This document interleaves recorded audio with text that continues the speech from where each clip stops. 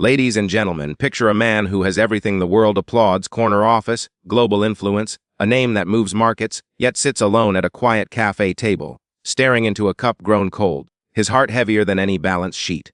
Power could not shield him from loneliness. Success could not answer the ache. And then, in a moment no boardroom could schedule, no strategy could predict, a small voice breaks the silence. A little girl, unafraid, unfiltered, led by something purer than logic, looks up and asks, "Are you okay, sir?" In that question lies the heartbeat of heaven, the God who sees, who sends messengers in unexpected forms, who reminds the mighty and the meek alike that no soul is invisible. Sometimes faith does not thunder, sometimes it whispers through a child, carrying grace, compassion, and the gentle reminder that we are never as alone as we think. God often answers our deepest loneliness through the simplest, most unexpected messengers, and this truth unfolds quietly, not with the noise of applause or the glare of recognition, but in the stillness where the soul is finally honest enough to feel its own ache. Loneliness is not reserved for the forgotten or the broken. It visits the powerful, the successful, the admired, and it often hides behind tailored suits, confident smiles, and disciplined schedules. The world assumes that influence insulates the heart, that wealth replaces companionship, that achievement silences longing, yet the human spirit was never designed to be sustained by applause alone. Scripture reminds us that it is not good for man to be alone, not because isolation is always physical, but because separation from genuine connection slowly starves the soul.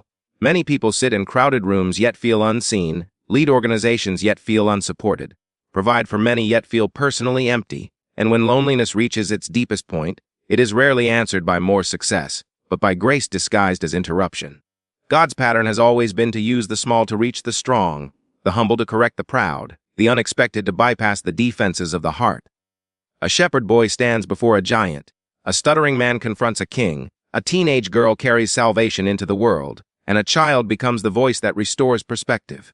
The little girl in the cafe does not arrive with credentials, solutions, or explanations. She arrives with compassion. Her question does not analyze the problem or attempt to fix it. It simply acknowledges the humanity of the man sitting before her. "Are you okay?" is not a strategy, it is an offering. It is the kind of question that slips past titles and accomplishments and speaks directly to the place where masks are held together by exhaustion. God often chooses messengers who do not know enough to be intimidated, who have not learned to calculate risk, who are not conditioned to look the other way when discomfort presents itself. Loneliness thrives in silence, and silence is often protected by pride. Powerful people learn early how to hide pain because vulnerability feels like weakness in a world that rewards certainty. They learn how to answer every question except the one that matters most, and when no one asks it, they assume no one cares. But God, who searches the heart, knows when silence has become a burden too heavy to carry alone. He does not always respond with miracles that shake the ground. Sometimes he sends a gentle interruption that opens a crack in the armor. The child's question becomes a mirror, reflecting back a truth the man has avoided naming, and in that moment, permission is given to feel again, to breathe again, to remember that being human precedes being important. Faith-centered moments often arrive disguised as ordinary encounters. They do not announce themselves as divine appointments, yet they carry eternal weight. The little girl does not quote scripture, but her compassion echoes it. She does not preach, yet her presence embodies the heart of Christ, who noticed those others overlooked, who touched those others avoided, who asked questions that revealed deeper healing. God's messengers are not always eloquent, sometimes they are sincere. They are not always strong, sometimes they are small enough to be trusted. The simplicity of the messenger strips away excuses, because one cannot dismiss a child's kindness as manipulation or agenda. It stands pure, and purity has a way of unsettling hearts grown accustomed to transaction. The loneliness of leadership is rarely discussed, yet deeply felt. The higher one rises, the fewer people feel safe enough to speak honestly. Conversations become filtered, relationships become conditional, and admiration replaces intimacy. The CEO may be surrounded by people all day, yet no one asks how he is truly doing. In such environments, the soul learns to self-contain, to absorb pressure quietly, to postpone rest indefinitely. God does not ignore this kind of loneliness. He addresses it in ways that bypass hierarchy. He sends someone who has nothing to gain, someone whose kindness is not strategic, someone whose presence reminds the lonely that value does not flow from position, but from being known. Unexpected messengers often arrive when defenses are lowest. A quiet cafe, a pause between obligations, a moment where the mind wanders inward instead of outward. God chooses timing with precision not to expose but to rescue. The child's question lands not as an accusation, but as an invitation. It invites honesty without demand, reflection without shame. In faith, we learn that God's gentleness is not weakness, it is strength restrained by love. He knows that the heart opens more readily to kindness than to correction, more readily to curiosity than to command. There is also something sacred about being seen by someone who owes you nothing. The child does not know the man's achievements, nor is she impressed by them. Her concern is not influenced by status, it is guided by empathy. This is how God sees each person, stripped of labels, aware of wounds, attentive to need. When God sends unexpected messengers, he often uses those who see with this clarity, those who are not distracted by reputation or reward. Their perspective reminds the lonely that their worth is not measured by output, but by existence. Faith teaches that God is close to the brokenhearted, not distant from them, and sometimes his closeness is experienced through human connection. The question, "Are you okay?" becomes a holy moment because it aligns with God's heart. It is an echo of divine concern spoken in a human voice. In that instant, the café becomes a sanctuary, the table an altar, the conversation a prayer. God does not require elaborate settings to do meaningful work. He requires willing hearts. The smallest act of kindness can carry the weight of divine intention. The unexpected messenger also disrupts assumptions. The CEO may believe that strength means self-sufficiency, that leadership requires emotional isolation, that showing vulnerability diminishes authority. A child challenges this silently by existing as both small and brave, both gentle and bold. Her courage reframes strength as compassion, not control. In faith, we learn that true strength is not the absence of need, but the willingness to acknowledge it. God often sends messengers who model the very lesson the lonely must relearn. Loneliness distorts perception, convincing the heart that no one notices, no one cares, no one would understand. God counters this lie not always with explanation but with experience. Being noticed by a child disrupts the narrative of invisibility. It introduces a new truth that care can come from anywhere, that compassion is not limited by age or position, that God's attention is not bound by human expectations. The unexpected messenger becomes evidence that the lonely have not been forgotten, even when they have forgotten themselves. There is also humility in receiving from someone unexpected. It requires the powerful to become receptive, the accomplished to become teachable, the guarded to become open. God often chooses this pathway because humility is fertile ground for healing. The child does not demand vulnerability, her presence invites it. Faith grows not through force, but through trust, and trust is more easily extended to those who pose no threat. In Scripture, children are often positioned as examples of faith, not because of innocence alone, but because of dependence. They ask without fear, believe without complication, love without condition. The little girl's question carries this essence. She does not analyze whether it is appropriate to ask, she senses a need and responds. God's unexpected messengers often operate from this place of spiritual intuition, where compassion precedes calculation. Their actions are guided by the Spirit rather than social protocol. The cafe scene also reveals how God meets people where they are, not where they pretend to be. The CEO is not in a church, not in prayer, not seeking counsel, yet God reaches him there. Faith is not confined to sacred spaces, it moves freely into ordinary life. God's messengers do not always look like ministers, sometimes they look like children, strangers, or quiet voices that interrupt routine. This reminds the lonely that God's reach is not limited by location or circumstance. Loneliness often convinces people that they must endure silently, that asking for help is a burden to others. The unexpected messenger reverses this by offering help without being asked. The child does not wait for permission to care. Her initiative reflects God's proactive love, a love that seeks before it is sought, that asks before it is invited. In faith, we recognize that God's love is not reactive, it is intentional, always moving toward the wounded. The simplicity of the messenger also strips away complexity. Loneliness can become tangled in explanations, justifications, and internal negotiations. A simple question cuts through all of it. "Are you okay?" does not require a polished response, it requires honesty. God often uses simple tools to accomplish deep work because simplicity leaves little room for avoidance. The heart is confronted gently, yet directly. There is a quiet authority in compassion that does not rely on power.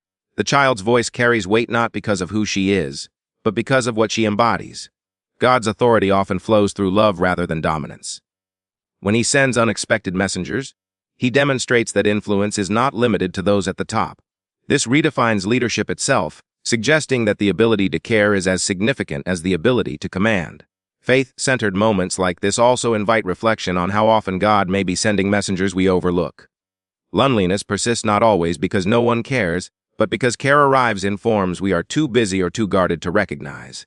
The CEO notices the child because her approach is undeniable, but God's messengers are everywhere, quietly offering connection, quietly extending grace. Recognizing them requires slowing down, softening defenses, and believing that God still speaks through people. The encounter also highlights the courage required to care. The child risks rejection by asking the question. She risks being ignored or dismissed. Love always carries risk, and faith-centered compassion does not guarantee comfort. God's messengers often step into uncertainty, trusting that obedience matters more than outcome. Their courage becomes a bridge between isolation and connection. Loneliness narrows perspective, making the world feel smaller and harsher. Unexpected messengers expand it again, reminding the lonely that kindness still exists, that innocence still speaks, that God still moves. The cafe, once a place of isolation, becomes a place of encounter. Faith transforms ordinary moments into sacred intersections, not by changing the setting, but by changing awareness. The CEO's loneliness is not solved instantly, but it is interrupted. Sometimes interruption is the first miracle. God does not always remove the weight immediately. Sometimes he reminds the lonely that they do not carry it alone. The child's question does not erase the man's struggles, but it reframes them within connection. Faith does not deny pain, it redeems it by placing it in relationship.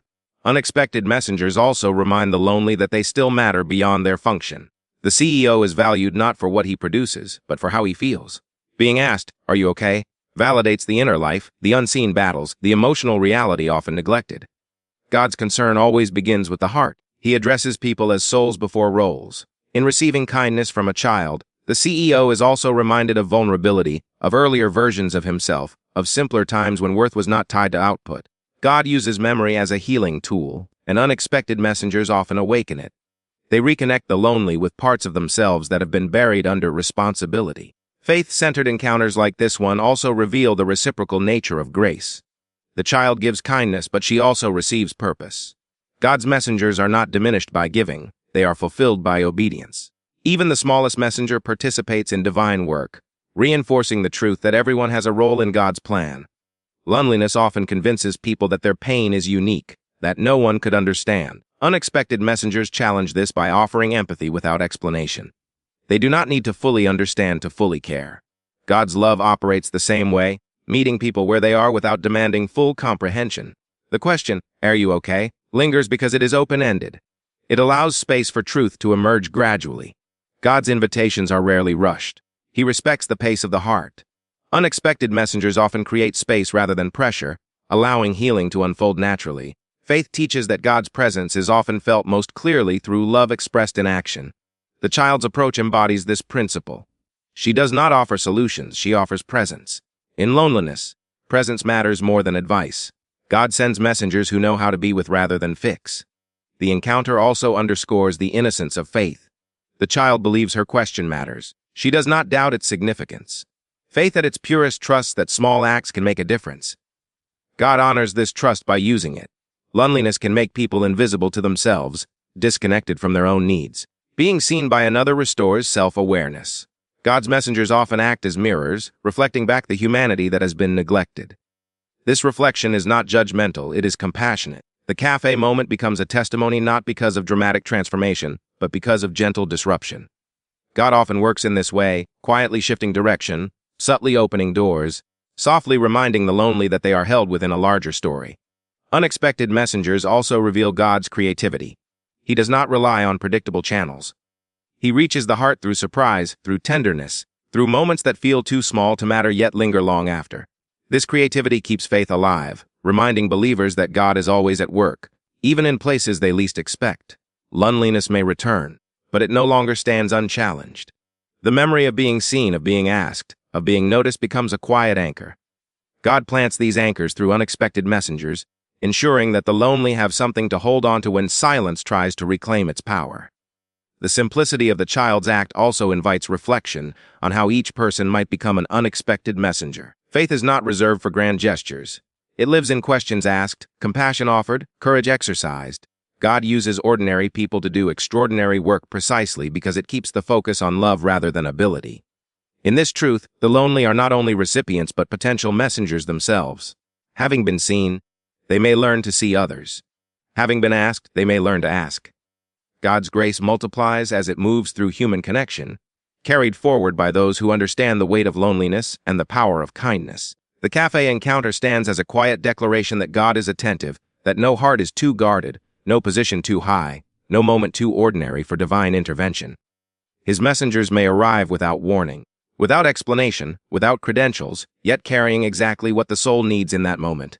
A reminder that love still notices, that faith still moves, that even in silence, God is present through the voices he chooses to send.